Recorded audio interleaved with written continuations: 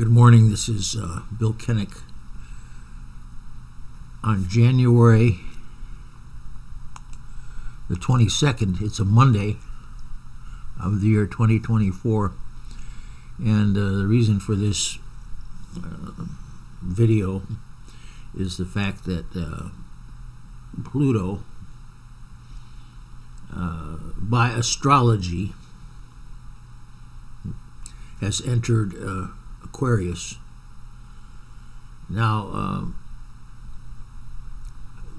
What I'm giving you here is astrological interpretations. In other words, don't confuse this with news or religion or anything else. You see next to me here on the screen a horoscope, which I calculated for. Well, I calculated it for where I am, which is Alliance, Ohio, and I calculated it, a few minutes ago. And it's called a horary chart. In other words, just calculated for the question I have in mind.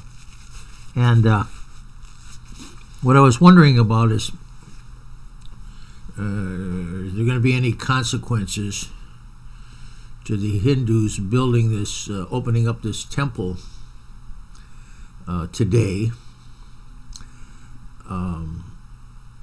on the site of a Muslim mosque, which was burnt down in 1992. So, looking at the newspaper headlines, here we see one headline from the Guardian.com. Modi inaugurates Hindu temple on the site of razed mosque in India. And that's what's happening today. Now, with Pluto entering Aquarius,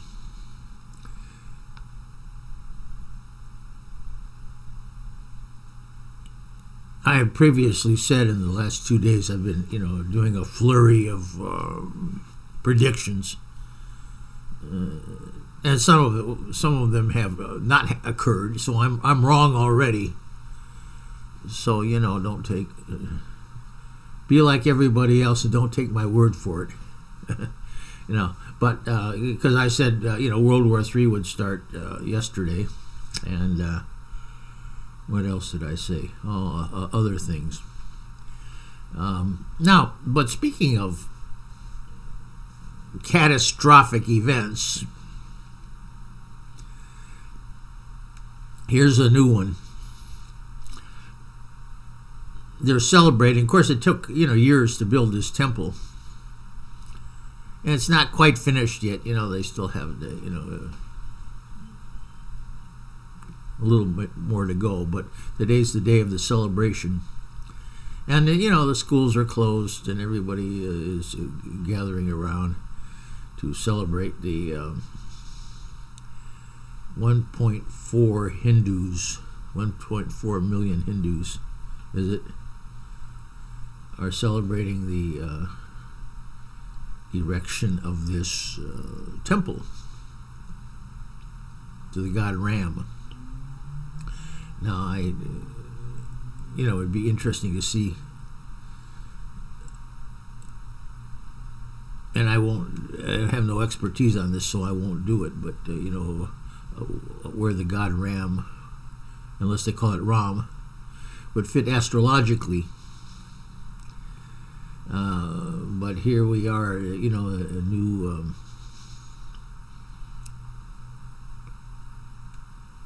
new celebration of a new temple, and coming back to what I know about, it's entering with Pluto entering Aquarius.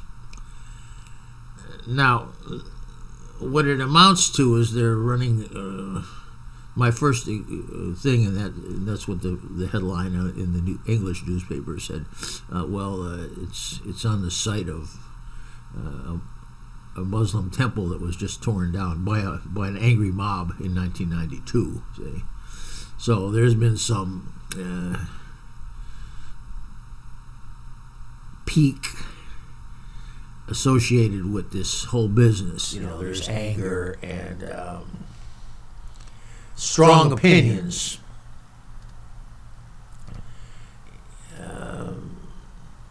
And discord between the Muslims, who number 200 million,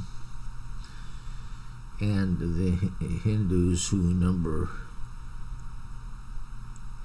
a billion, 1 billion. Did I say 1.4 million? I should have said 1 billion or more. So there's a lot of people. India is right now the biggest country by population, and if you follow the news, which I don't that much, but Modi is making quite a splash. Is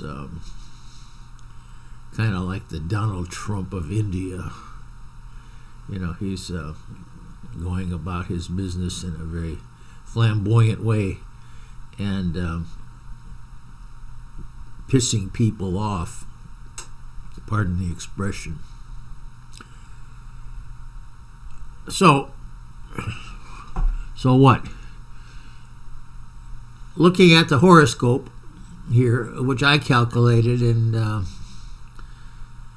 I noticed that, thanks to Astro.com, that is.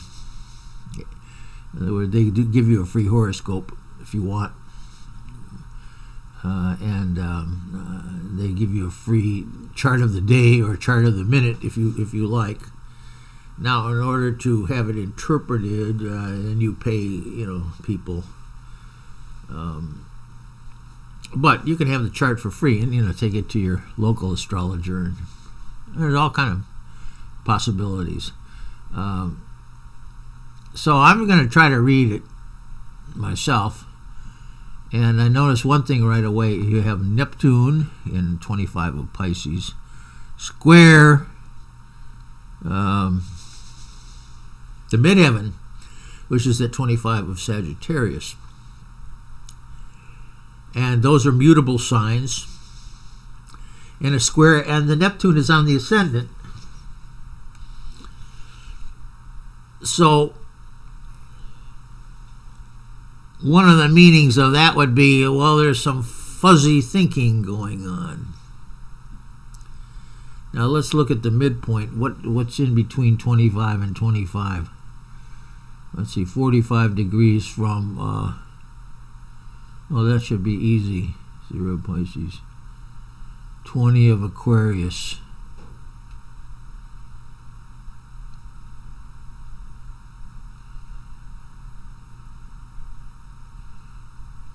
Would be midway. 25 of Pisces plus, maybe 10 of Aquarius. Hey, let's make 90.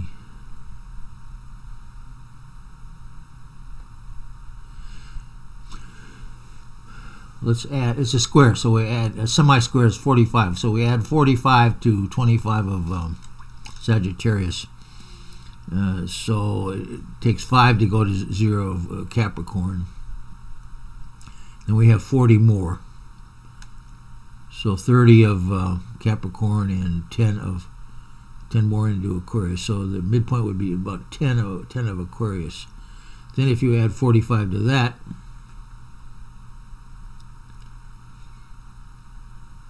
from 10 of Aquarius, you get all the way to 10 of Pisces plus 15. So you have 25 of Pisces. Yeah, so 10 of Aquarius. What's in 10 of Aquarius? Nothing. So that's the midpoint. There's nothing there. At least not among the planets that I use. Sorry for wasting your time.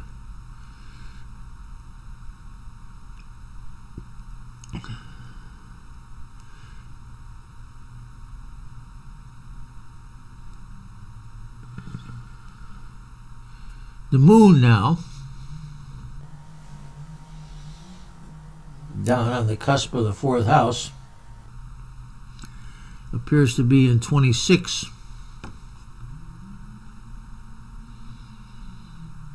of Gemini.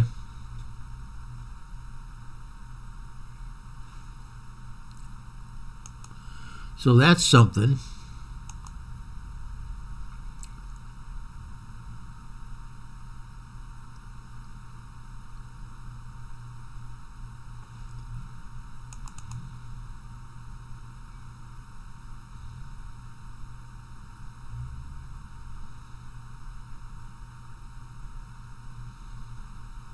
What that does is creates a T-square now, or in other words, another square between Neptune, the midheaven, and the moon being right on the cusp of the fourth house. So the moon is on the axis, the midheaven axis. Neptune is pretty close to the ascendant, but all in all, you have a T-square between the midheaven, which is the soul, the moon, which is the emotions, and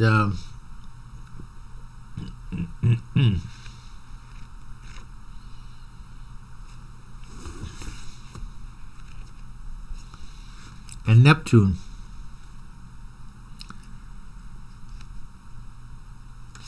So in this book here, I'm using, remember this book, Rules for Planetary Pictures? Oh, by the way, there's another cookbook if you don't use the Uranian planets, which has the midpoints, which Reinhold Eberton came up with one time, or I've heard people say Ebertine, but to me that's Eberton. No, this is a different book, but he has a cookbook also, which came out about 35 years ago, or maybe 50 years ago, which deals with the midpoints. It's called The Combination of Stellar Influences, and it's a very good book. In other words, I should have that along with this one. It goes into more detailed and psychologically oriented interpretations and other things. But here we're looking at these guys call it Vita calls it meridian plus moon equals Neptune. So meridian plus moon means psychological influence of female persons, the own mind. And if you come down to what does Neptune do to it? Annoyance through female persons, deceitfulness of women, straying fancy, the wandering mind, huh? Well, this comes down kind of hard on women.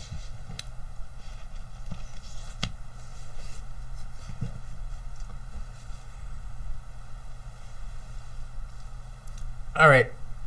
Well, it could be. But the moon does rule women.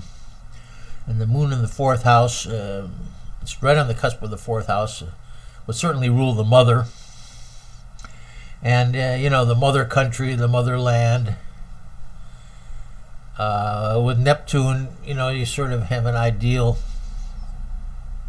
ideal mother. What's the ideal mother? Well, that's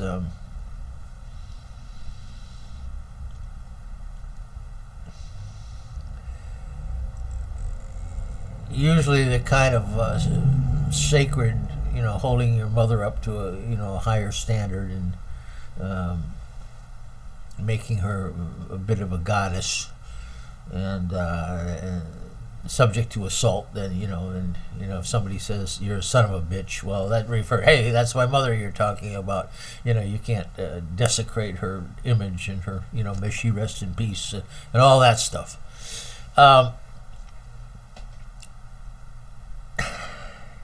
But you see, there's an emotional and, I hate to use big words, but archetypal quality to this. In other words, the moon goddess, the eternal mother. This is all what's involved here. Now, just thinking back about the temple of this Hindu temple, it seems to me on first glance that that's more of a patriarchal thing. It's a god. It's not a moon goddess. Here we have the moon goddess being hallowed. Is that a word? Or hailed? Worshipped, irritated, and the temple seems to be more of a masculine thing. So we have to resolve that. Why? Why is it one and not the other? Now looking here at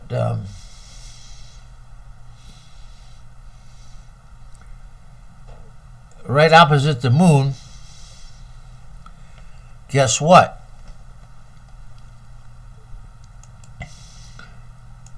You have Waldemath, Lilith. And Waldemath is in 26 of Gemini. No, 26 Sagittarius. 50. And the moon is in 26 Gemini 23. So the moon is still applying to an opposition. The moon moves faster. And, by the time we're done with this little talk, the moon will probably have exactly opposed Waldemath. And, it'll be on the midheaven somewhere, not an alliance anymore. But as I look at it here, as I come up with my ideas, whenever I do, which has a lot to do with my own horoscope, and as it applies to me, or as it's generated by me, I'm the one that captured the ideas out of the air. So anyhow, I think it might or might not be conventional for astrologers, but I'm doing the horoscope as I think of it. See, where and when I think of it. And we have the Waldemath, Lilith, opposite the moon, almost exact, square Neptune. So you got more bad news. And anything we said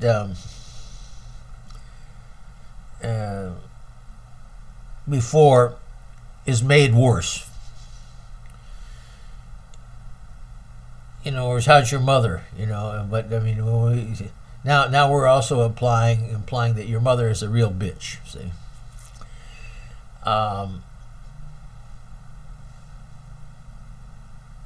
deceitful, immoral, dirty, all those negative Lilith kind of things.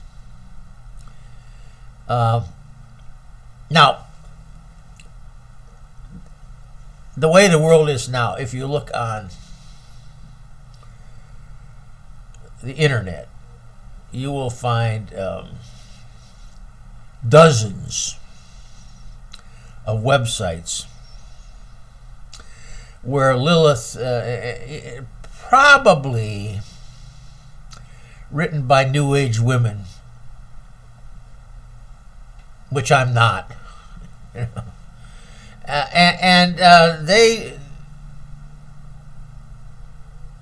they talk about Lilith as your inner wild, see, and I think they're mostly talking to women too, by the way. But your inner wild, your inner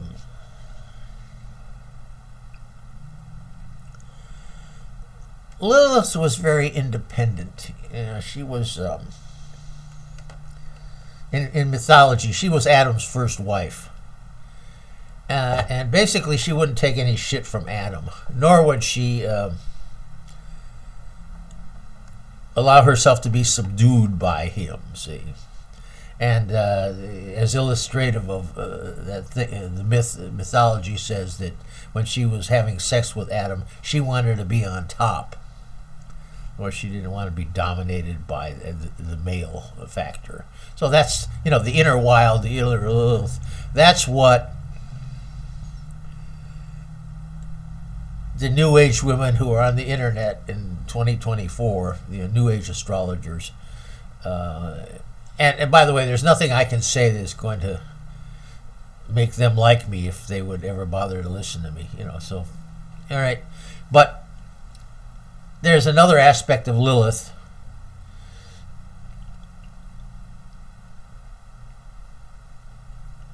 which is sort of bad. looking at it from a patriarch's point of view. The other story is that she was cast out of paradise, and she got so mad she decided to murder children. So she's responsible for crib deaths. See, and the Jews actually have a talisman, a little medal, which you can wear, that protects you against the demon goddess Lilith. Well, I don't know if they would call her, the rabbis wouldn't call her a goddess, they'd call her a demon, But, so Lilith has a bad side to it, see, which is vindictive, a woman scorned.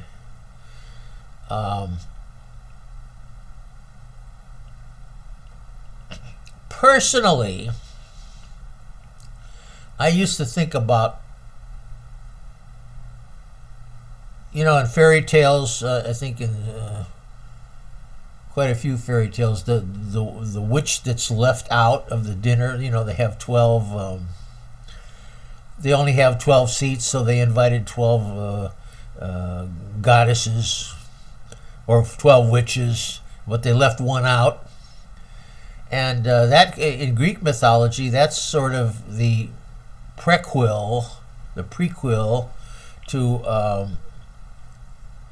the story of Helen of Troy and Paris, and the apple and so on. That it started out, well, there were 13 witches and they only had 12 seats, and the one that was left out got really mad, and she decided to make trouble. And then you have a more, what is it, Snow White? Or is it Cinderella? This is the one that Disney always features. Again, you have 12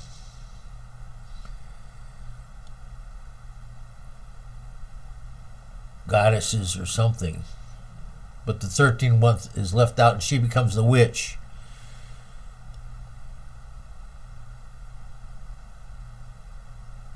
Does she give an apple to Snow White or something, who then sleeps for 100 years? I don't know. You get the idea. I'm sorry. I hadn't thought about that for a long time. But that 13th witch could be Lilith. And notice the symbolism of 12, 12 signs of the zodiac. And then there's the free-for-all. Lilith is not considered a ruler of any sign. Although looking at the internet, they say, well, because, she has a lot to do with sexuality. And some people assign Scorpio to her. If you must pigeonhole.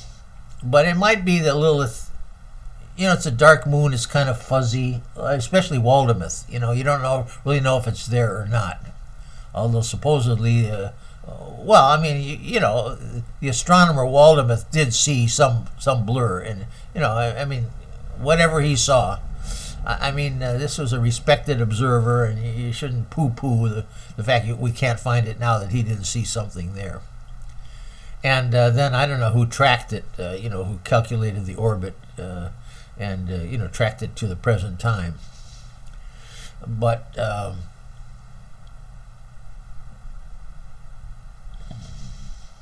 don't know. Here we have Lilith, Waldemath, on the midheaven, exactly conjunct, within 1 degree.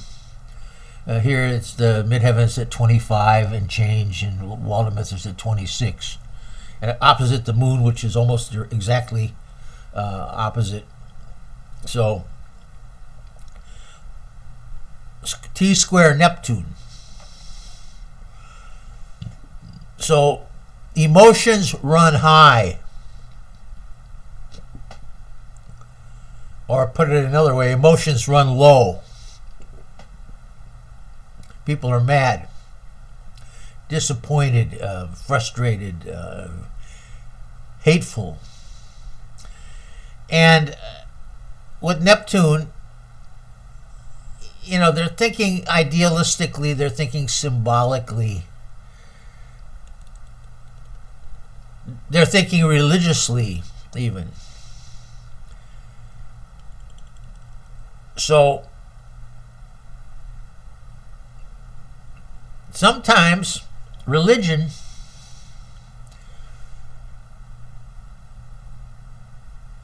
can create more trouble than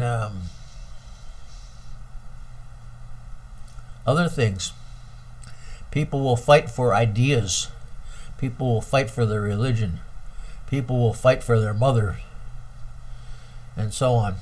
So, coming back to the Mr. Modi's temple,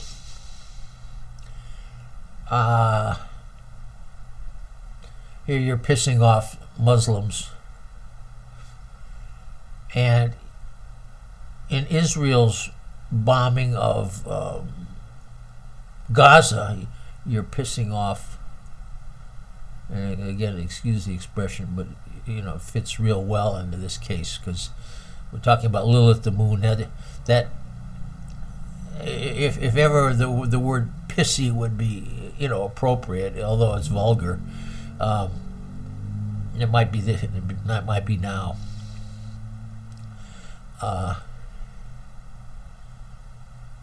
I know I heard a lady that I didn't expect say something about pissing somebody off, and I never heard a lady say that before. Of course, I'm old fashioned, and I'm an old man, so we're talking about years ago, but it was not done. Probably my daughter's generation is a little freer about using that word, but here I think it applies. All right. I guess the only reason I'm bothering to make this this video today is because we're talking about Pluto entering Aquarius. And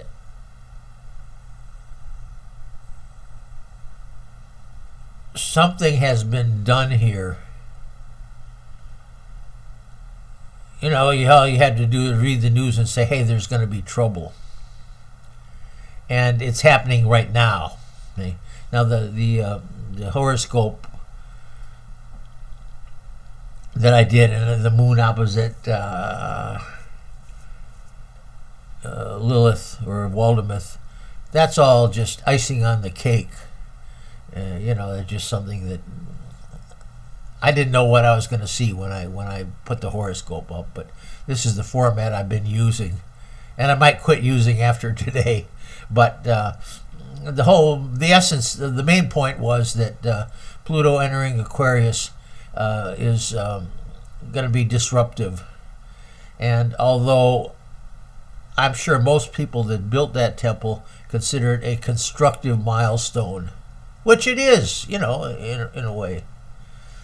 But the soft underbelly of that is that it's going to make trouble, and it features one religion running roughshod over another religion, and like the Palestinian question, the religion that's being run roughshod over is Islam. So, and we have other troubles with religious overtones. The whole business of Iran, and Iran is, coming up to a big confrontation with, a World War III kind of confrontation. To go back to my, previous untrue predictions. Iran is going to be involved in this too somehow, if viscerally anyway. Now where the first shot is fired may not have to do with India and the temple, but basically, those are religious people. The government in Iran is at this time is a theocracy. I mean, those guys take their religion seriously. And, well, so does India, right? And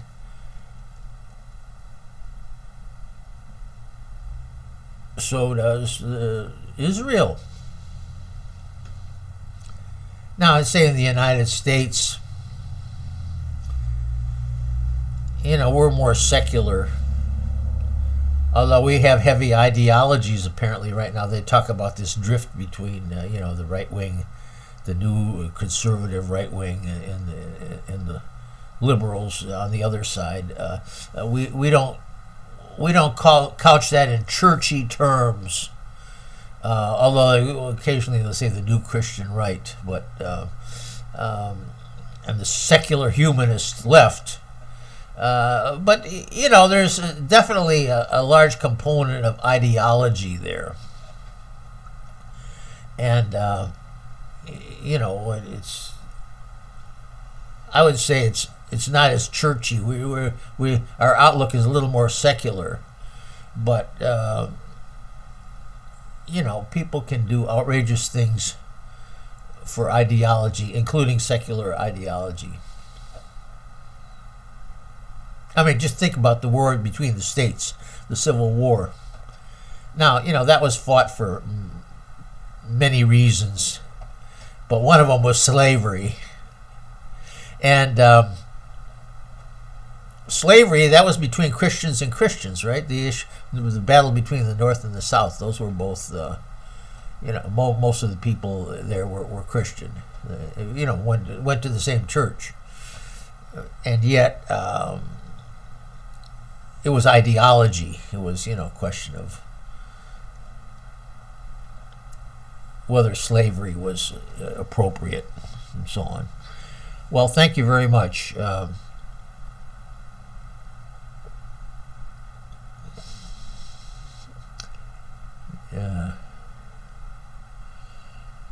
Yeah.